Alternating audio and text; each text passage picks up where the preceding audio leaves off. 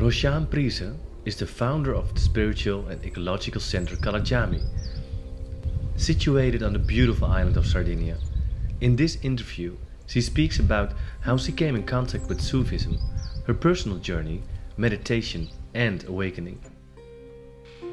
Sufism actually is not an ism. It is nothing dogmatic. It's not a whole palace of beliefs and rules. It's quite the contrary. It has nothing to do with believing in certain creeds, but it's just about experiencing. It's a mystic path, like all mystic paths, no matter in which age, in which culture, from which religious background, all mystic paths were experiencing. The mystics are people who experience the divine, the one being, by opening their hearts, relaxing into their hearts. It's like sinking from the mind into the heart. So the mind always loves putting things into boxes and judging, and this is what I like, this is what I don't want. The heart's power is just the contrary. The heart is accepting anything just as it is and giving space for anything, welcoming all and becoming one with all. But actually it's not so easy to talk about Sufism. I don't really like that. I always tell people when they ask me, can you tell me something about Sufism? Join me in a meditation. Because it's not a mind thing. So it's something you will feel when you dive within. Yeah, actually a Sufi doesn't call him or herself a Sufi. But it means becoming a Sufi. Becoming a Sufi. It's something, it's just a process, it's a path. So you're never there. You cannot say, I'm a Sufi. If you say, I'm a Sufi, then you're not a Sufi.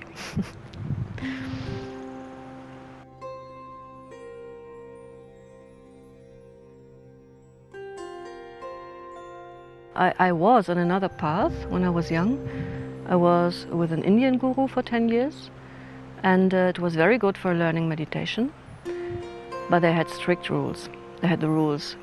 Okay, no problem for me was no smoking, no meat, no drugs, no alcohol.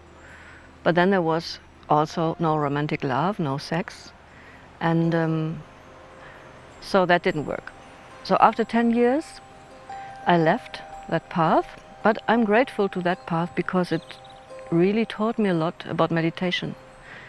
And also, this Indian master had a very beautiful soul and was deeply inspiring. Actually, that's what I believe brings you forward most, being with illuminated souls.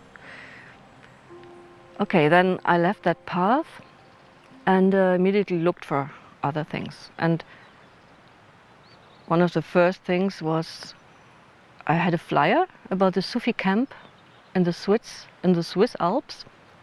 There's every year, since more than 25 years, a Sufi camp in the mountains, very beautiful.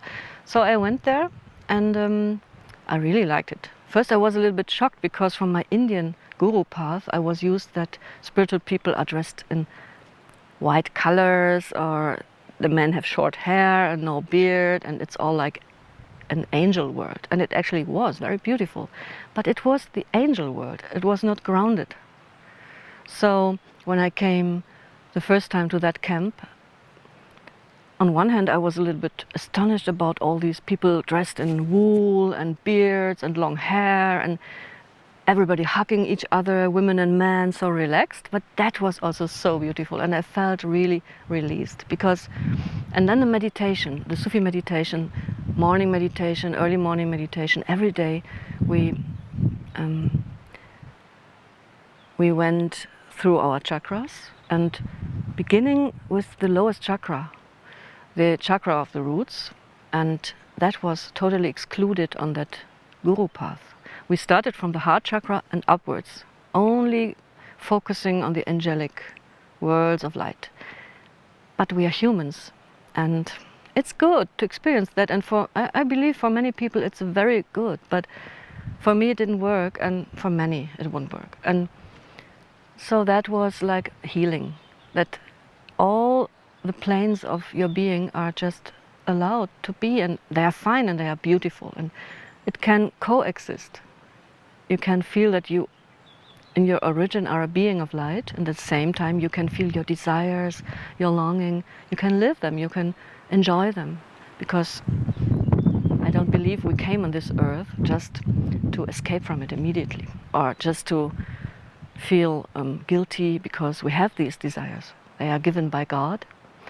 And this is what I really love about Sufism, or the Sufi path, that nothing is seen as wrong, or we never need to feel guilty, we never need to be somebody else. We can just be ourselves.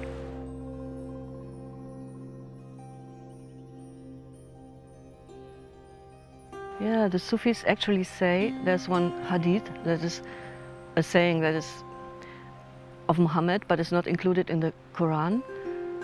It's words of God, and God said, I was a hidden treasure, and I longed to be known. This is why I created the universe. So there's a longing. God was or is longing to express him herself, and our desires are like an expression of these longings. So there's nothing wrong about desires. On the contrary, if we wouldn't have desires, we would be like dead. The roots of Sufism are much older than Muhammad. Sufism has become a Sufism, a name, after shortly or while Muhammad was still alive.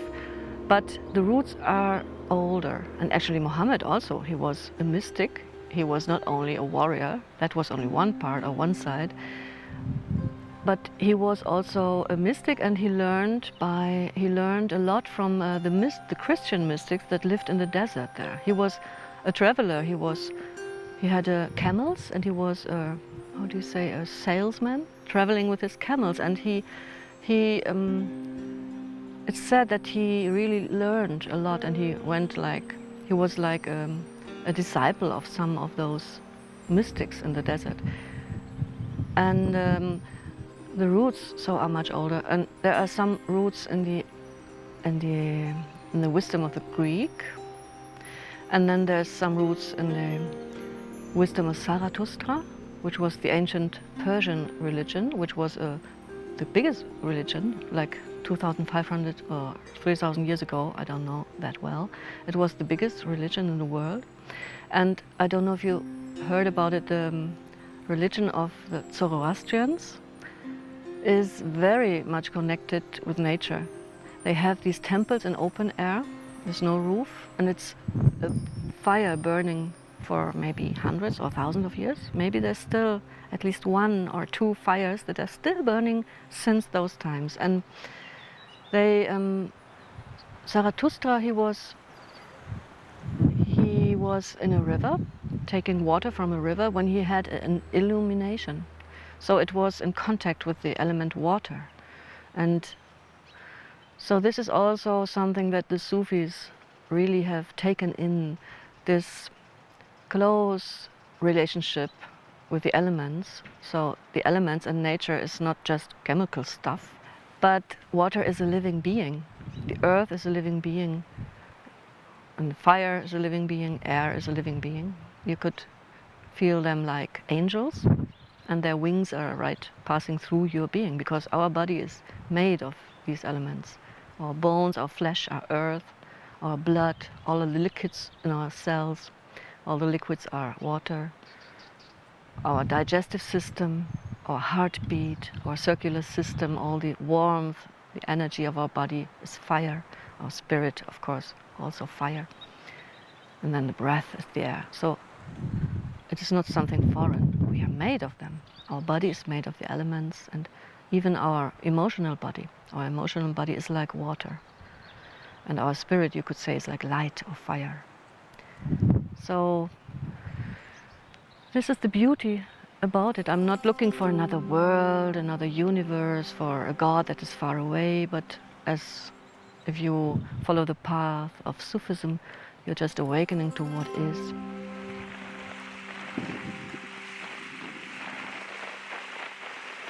It's important to not create a gap between your meditation practice, your spirituality, and your daily life. So this is, I think, what we are nowadays really learning, not only on the Sufi path, but many people are experiencing that there cannot be this gap anymore. It will not work.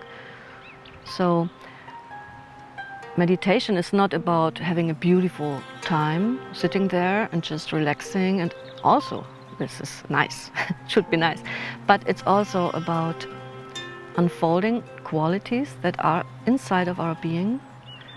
Sufis say that the divine qualities, the qualities of the one being, are inside of our souls. So our soul is like a treasure chamber or like a seed bed. And some of these seeds have already grown and are already flourishing, flowering, but others still wish to grow, wish to unfold. And so by unfolding qualities like peace, like kind-heartedness, qualities like clarity, like knowledge, but not the knowledge that comes from learning, but the inborn knowledge or wisdom, and qualities like thankfulness, qualities like feeling protected, feeling guided, so that you are more self-assured, and that you actually, only when you feel guided, when you feel protected, you can emanate this, you can be of any help for others. If you feel insecure, if you feel lost, how can you help anybody? How can you raise your children well? How can you help a friend? How can you teach? So unfolding these qualities makes a big difference, and everybody is unfolding these qualities, not only if you are on a spiritual path. We are all unfolding qualities. Only if you follow a spiritual path, it can be faster, can be more satisfying. Otherwise, it could be like a child running into the sea and in the danger of drowning, and the mother is pulling the child back. So we are all going towards the goal, just the same and one goal for all. But some are going unconsciously, so they don't feel very comfortable, and others are going consciously with open eyes and open heart and enjoying, maybe.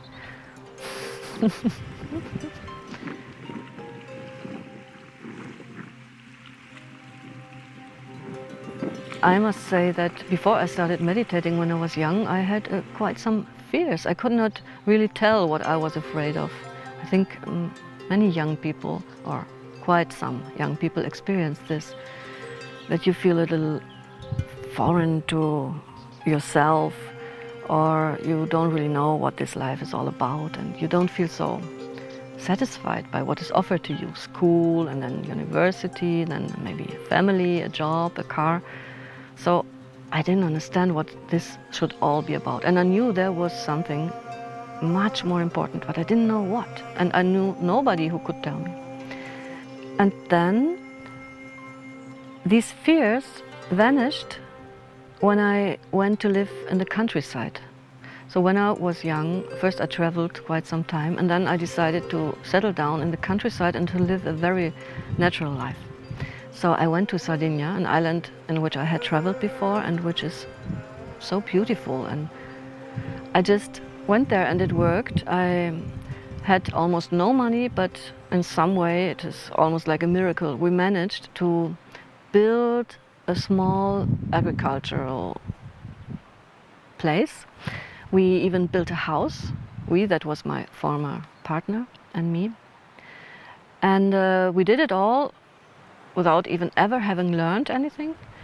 We just did it because we were so enthusiastic and because the people of Sardinia helped us so much. They explained us everything. So we started with 5 goats, then we had a big vegetable garden, and we did all with our hands. We were 4 years without electricity. We did everything with our hands. We didn't have a car. It was the complete wilderness. It was amazingly beautiful, and I felt like 3,000 years ago. And I had this strong longing to experience nature, the elements, and to just live a very natural life. And that's when my fears went away. When I just worked in the garden, grew vegetables, I put my hand in the soil and the earth is so healing. I didn't know that yet, but it just worked. And these strange fears, this feeling of not being really centered, they vanished. And then I thought that would be it. But then after a couple of years, I discovered I'm still not there. There's something missing. And that's when I was looking for a meditation.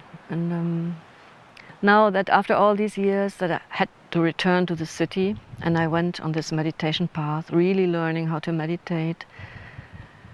And now I have found this place here, again in Sardinia. Now it's more comfortable. There is electricity, so I don't have to work from the morning to the night. And I can focus on other things. I can run this place, organize everything, keep this place for people to come, to also feel this deep connection to nature, and at the same time a spiritual environment, meditation. There's daily meditations, everybody can participate, and there's just this unique combination. No, it's not unique, but this beautiful combination of pure nature, and you have all you need for feeling comfortable. Yeah, fresh water, electricity, you have a roof over your head, or at least a tent, you have good food, and you have the spiritual atmosphere, the spiritual setting, you have spiritually interested people, so you can also exchange if you feel like that in a beautiful way. I have met so many beautiful people here. I'm so grateful for that. Really, it's amazing. But also you can be alone if you feel like being alone. This is also a retreat place. So when you want to be alone, you can have that. You can just really tune into silence. And when you want to share with others, learn from each other, inspire each other, then you can do that. So it's really amazing. I'm really grateful.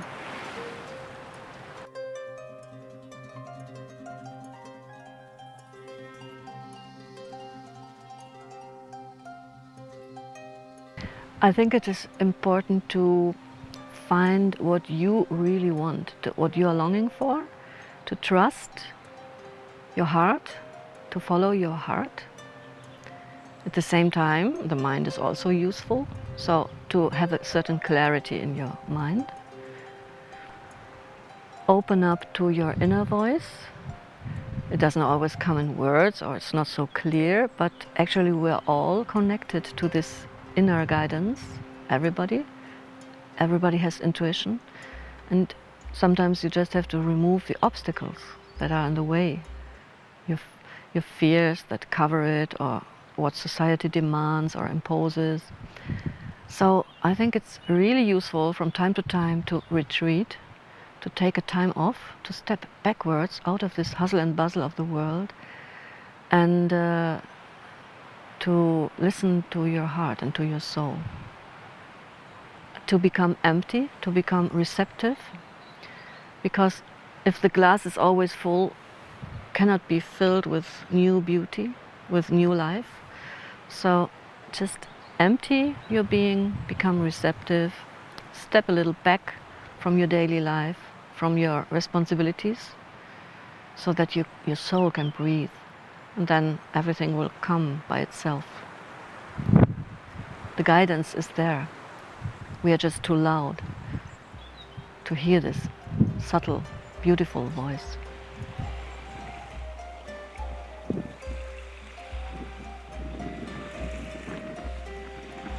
Awakening to me means to not be so much focused on my personal small problems and thoughts, which are like a labyrinth, it's like a trap, but to let go this personal stuff for a while in meditation or on retreat, best on retreat, because you have like a whole week or even more. Once you let go these constant personal thoughts, oh, this and that, and what about that, and what can I do then, oh, if I wouldn't have done that, and you just feel very open, then you can experience the beauty of the elements of nature, the beauty of life itself. And actually on the Sufi path, the ultimate goal, if you could say so, is to die. We say, die before you die, and that means, of course, not the physical death, but the small ego dies. And this is an experience that will change everything. When you are just not there anymore, but there is all this beauty, there is the all-pervading life, there's a presence that you feel, well, you become this presence, you become this vast, infinite presence. Yeah, and then there's no more words. So the Sufi mystic says, when love appears, my pencil breaks. That means when you are there, there's no more words. It cannot be described, it can just be discovered, can awaken into it. And the beautiful thing is, it's a discovery. It's just a discovery. The covers are put away, and then it's all there. You don't have to achieve anything. You don't have to become another one.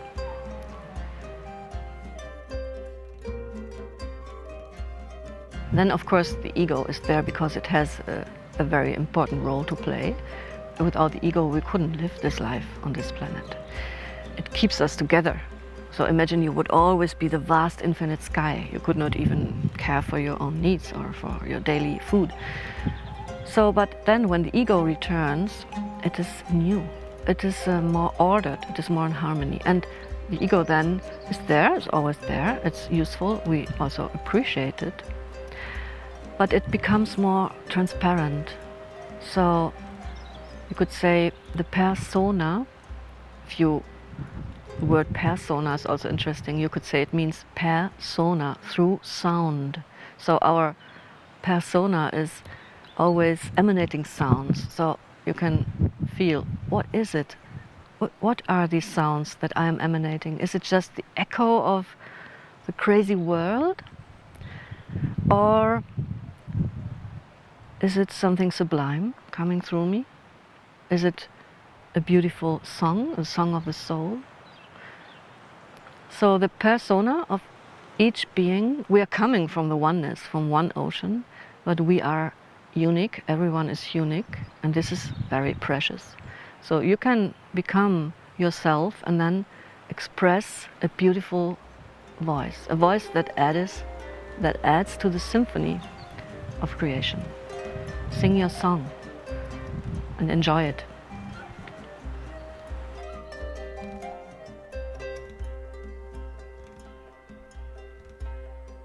Hopefully there will always be something to say again, to discover something new, because you're never there. You long for a goal, and then it's like the horizon. You go towards the horizon, but then there's another horizon. If you feel like, I'm there, that's not good. Then there's something wrong.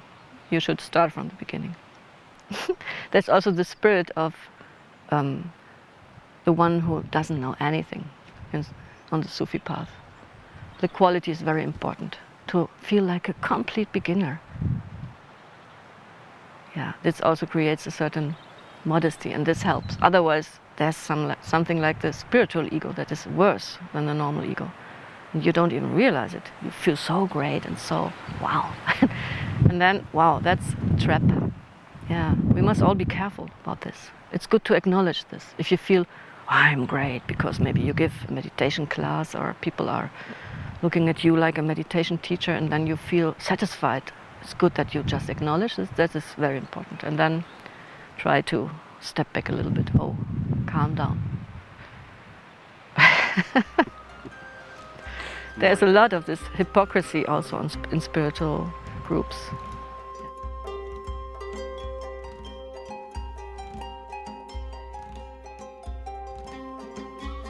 You just can come. Anybody can come. If you feel attracted to come, then I think it's good if you come. If you have, the only problem could be that if you have too many expectations, because of course this is not paradise. There is no paradise on this earth. actually this is not a place where you can just lean back and enjoy, and it's not just a place for having a nice holiday. It's a place for awakening, and awakening is not always so comfortable. So if you are ready to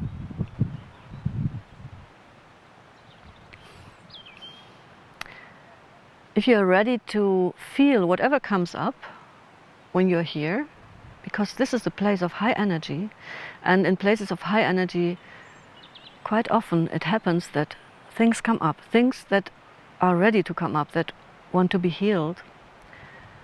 And if you are ready for that, to remain with yourself then, and not to think, oh, it's all because of the others.